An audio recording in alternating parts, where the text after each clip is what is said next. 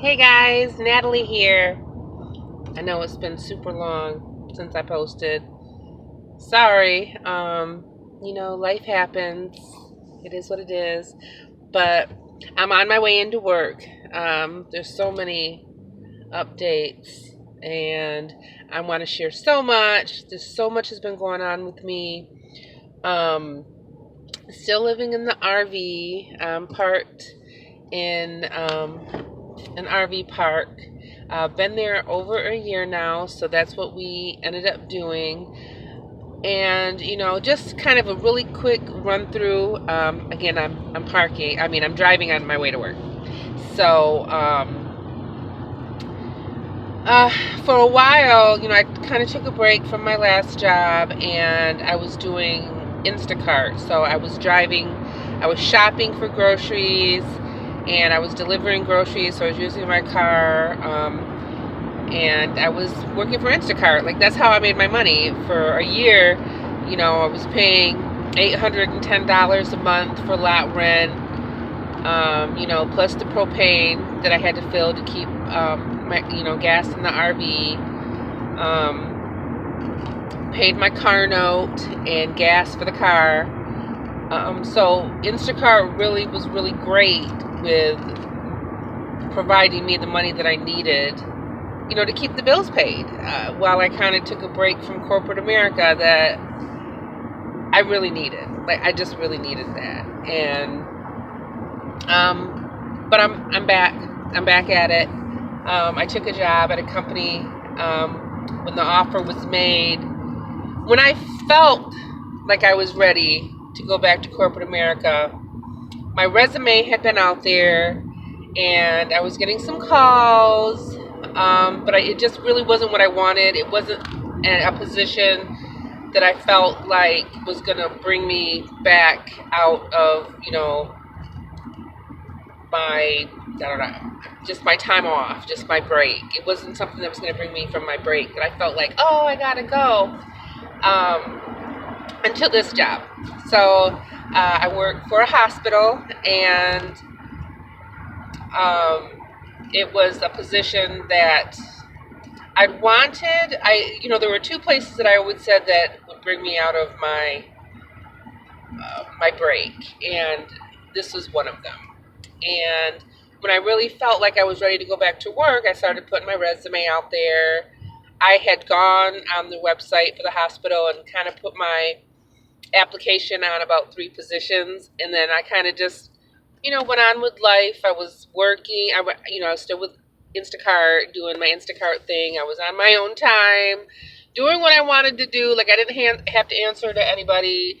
It was just really nice. It was still supporting me financially. Obviously, it wasn't going to be a long-term thing, but it was taking care of me of what I needed. And, I can't complain about it. It is hard work too, though, because, you really got to stay available. You have to stay open. You have to pick hours. It's really crazy, the process, but, I did it. I knew that I wanted to just kind of take a break, and I still needed to make money. I wasn't, I didn't have any kind of money and savings to live off of. The savings that I did have, I took to buy my RV and my car. So I didn't have to worry about a car note or, anything like that. What I had, I owned. It was mine. So I did that. And so anyways, I got this job offer. They called me in for an interview, offered me the job that same day. I think, they tested me with the job because they offered me the job at a low-balled salary, and I was no way in the world would I take that. And of course, they came back right on par to where I wanted to be. So I think they were just testing me at first, and when they realized that, okay, she's not that girl, which I'm not that girl, period. Hence, living in the RV, I wasn't going to settle. I knew that if I was going to come out of my break, it was going to be my way. Excuse me, guys. You might hear it. I'm not sure, but I'm just coming out of a cold.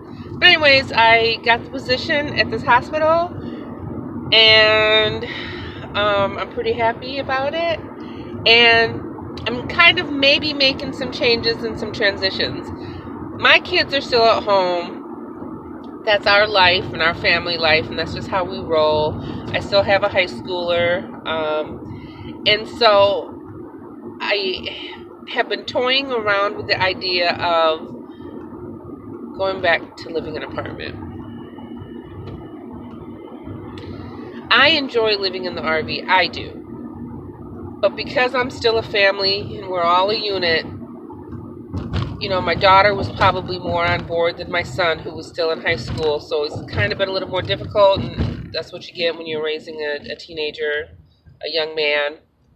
So, butting heads, I think if it was just me in this RV, I would be so content. I really love my savings. I like seeing my bank account grow. I'm concerned about going into an apartment and having to spend that apartment money here in Atlanta, easily. I mean, especially with all this new construction, and that even the older apartments want to stay on par with the brand new apartments. So even the older apartments are charging almost the same price as the brand new just built apartments. It is absolutely crazy. So, been looking at some apartments, thinking about moving into an apartment.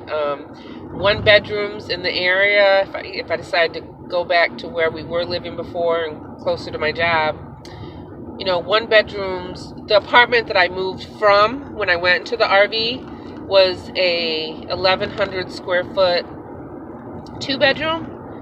And when I went to go just to see how much they were going for today,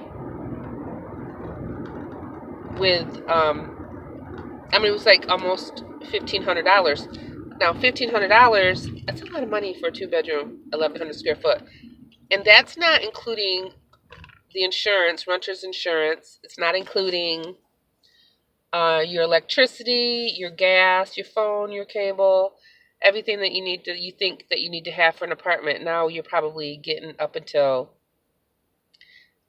$1,700-$1,800. And now put car insurance and groceries and your gym membership. Just daily living expenses on top of that. So that's what I'm wrestling with, is occurring these expenses again and not seeing my bank account building as it has in the last few months of me working. I like being able to have a security blanket again. And I know that going back to an apartment living, especially in this area, is going to deplete that, and I won't be building as fast as I am right now. So that's my concern, but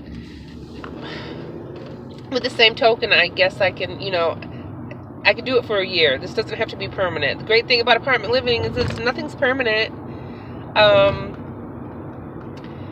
So anyways, I'll find out what they say this week, if I get the apartment or not. We'll see. But anyways, it is a good deal. I found something that was close to work. So my next thing is, what do I do with my RV?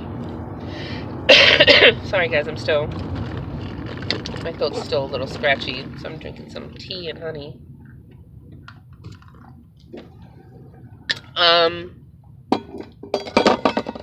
Tea is spilling. So my thought is, do I keep the RV? And do I don't know, you guys. I'm trying to figure it out. Do I put it in storage and pay the space? There goes, another $100 a month for storage space. If I decide to keep the RV, do I sell it? Do I keep it? Do I put it in storage, then work on some restorations, some things that I wanted to do in the RV? I got an older RV. I really wanted something newer. I think when I moved into it, it all was happening really fast for me. And I had so many problems with this RV. I'm just not really sure that I want to pay for all the repairs that it needs. The RV is great. Excuse me. It was great, and it kept a roof over our head for when we needed it. But I'm thinking I still want to live full time in an RV. I think that, and I want to travel. My wish would have been to be in a Class C if I was by myself, or if I am in a Class A, something newer.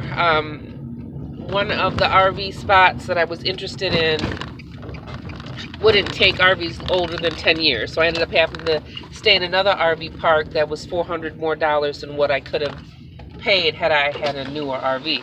But having a newer RV would have come with, a price tag, that I didn't want to pay on the budget that I was making. So there's my thoughts. Do I sell it? I don't know. We'll see. I don't know really what I'm going to do. But anyways, I wanted to share with you guys an update. Let me know if this kind of check-in is something that you're interested in. I don't know. This is just me going into work. Bye.